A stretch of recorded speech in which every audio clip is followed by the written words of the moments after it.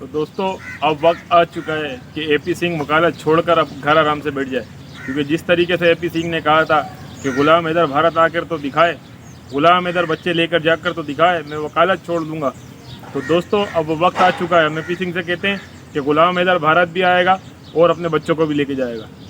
अस्सलाम वालेकुम दोस्तों, तो उम्मीद करता हूँ आप सब खैरियत से होंगे और अपनी लाइफ बहुत अच्छे तरीके से एंजॉय करेंगे। तो दोस्तों आज का जो हमारा टॉपिक है वो ये है कि ग़ुलाम हैदर भाई इंशाल्लाह भारत भी आएगा और अपने बच्चों को भी लेके जाएगा।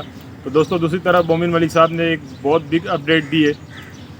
वो बिग अपडेट ये है कि जो पिछले माह 1 महीने पहले 30 दिन पहले जो मोमिन मलिक साहब ने एक केस दायर किया था, मानहानि का केस, जिसमें सीमा को और सचिन को 3-3 करोड़ रुपए और एपी सिंह को 5 करोड़ रुपए मानहानि का केस दिया था, और जिसमें यह भी लिखा था कि 1 महीने के अंदर अगर वो माफ़ी मांग लेते हैं, अदालत से रुजू कर लेते हैं तो उनको माफ़ कर दे। तो दोस्तों एपी सिंह ने और सीमा ने और सचिन अपनी हड्डर्मी बकाया में, लिहाजा उन लोगों ने माफ़ी नहीं मांगी है। तो अब दोस्तों उनका वक्त आ चुका है कि अब वो जेल की सलाखों के पीछे जाएंगे। और दोस्तों जैसा कि हमने पहले भी आपसे जिक्र किया कि अब उन लोगों को जेल जाने से कोई नहीं रोक सकता।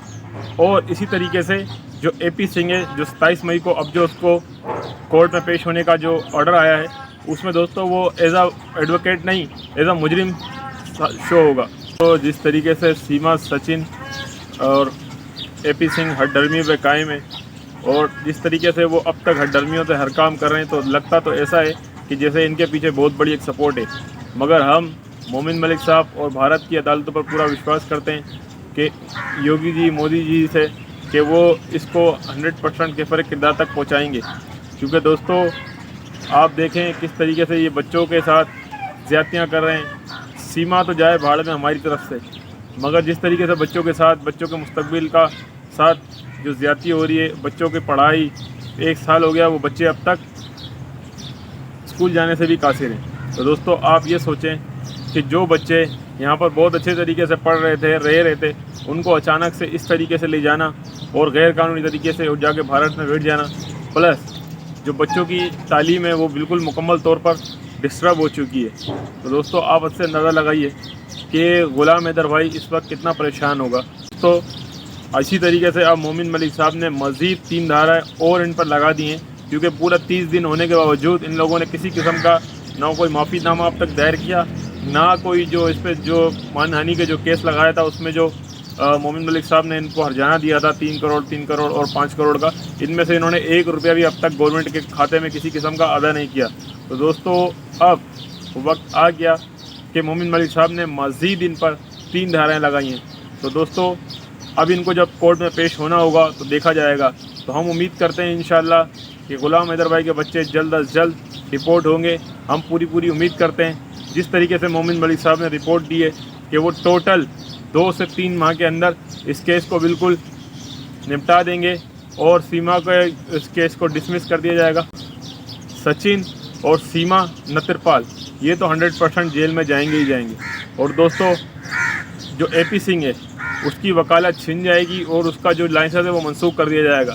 क्योंकि दोस्तों ये इतने बड़े केस के अंदर, जो कि एक गैर कानूनी तरीके से जो महिला भारत के अंदर घुसकर बैठी हुई है, उसको जिस तरीके से ये प्रोटोकॉल दे रहा है और किस तरीके से कहता है कि मोदी जी हैं तो सब मुमकिन है, तो हमें मोदी जी और योगी जी पर पूरा भरोसा है कि वो कानून के मुताबिक, कानूनी चाराजोई के मुताबिक ग़ुलाम हैदर को इंसाफ देंगे।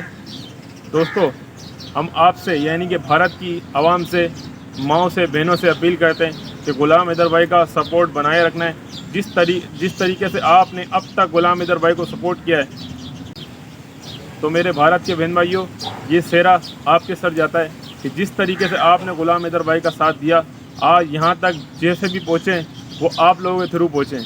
तो दोस्तों हम उम्मीद करते हैं कि इंशाअल्लाह जल्द ग़ुलाम हैदर भाई के बच्चे ज़रूर ग़ुलाम हैदर भाई को जल्द से जल्द मिल जाएंगे और 100% मिल जाएंगे। क्योंकि दोस्तों आप समझ सकते हैं कि ग़ुलाम हैदर भाई ने कितनी मुशक्क़त काट कर यहाँ पर भी बड़ी मुश्किलात से पैसा लेके, उधार लेकर वो बाहर मुल्क जॉब करने गया था। तो दोस्तों आप अंदाज़ा लगा सकते हैं। तो सऊदी अरब में ऐसा तो नहीं है कि वो गए होंगे और सिर्फ पैसा पड़ा हुआ था और वो उठाते गए और यहाँ पर सीमा को भेजते गए और सीमा ने बआसानी जो है घर ख़रीद लिया। तो दोस्तों वहाँ बड़ी मुश्किलात से उन्होंने वक्त काट कर जो पैसा जमा किया, जो सीमा को बेचते रहे, तो उन्होंने घर लिया। और किस तरीके से ये गुलाम हैदर की कमाई को इस तरीके से हराम में उठा के जाकर वहाँ बैठ गई। और दूसरी तरफ वो सचिन लप्पू कहता नज़र आता है कि 4 साल से गुलाम हैदर कहाँ था, 4 साल से गुलाम हैदर कहाँ था। अबे तो तू क्या सबका ठेका उठा लेगा कि जिसकी भी बीवी, अगर जिसके भी शोहर बाहर चले जाएगा तो उसके बीवी बच्चों को तू अपने घर पे ले जाएगा? तू सबका जिम्मेदार है, तू ठेकेदार है सबका। कि तू कहता है कि गुलाम हैदर 4 साल से क्या था। गुलाम हैदर तो अपने बच्चों के लिए मेहनत कर रहा था, मजदूरी कर रहा था। तेरे तो शरीर में वो ताकत ही नहीं, तेरे शरीर में तो वो ताकत ही नहीं कि तू कमा के खाए। तू तो सीमा को नचवा के खा रहा है और तू बात करता है कि गुलाम हैदर 4 साल से कहाँ था। कमर तोड़ मेहनत कर रहा था। इतनी कमर तोड़ मेहनत करने के बाद उसने इतना पैसा कमाया था कि जो है कमीनी हमारी पाकिस्तानी लेकर तेरे पास भाग कर आ गई। और तू कहता है गुलाम हैदर 4 साल से कहाँ था।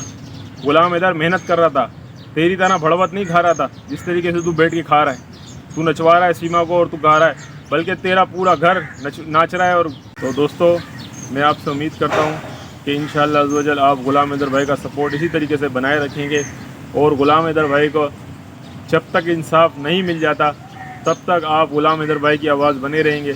और बिलखुसूस इंशाअल्लाह अज़्ज़ व जल बहुत ही जल्द गुलाम हैदर भाई मेरे साथ होंगे। तो इंशाअल्लाह आपसे जब तक के लिए दीजिए इजाज़त। अल्लाह हाफ़िज़।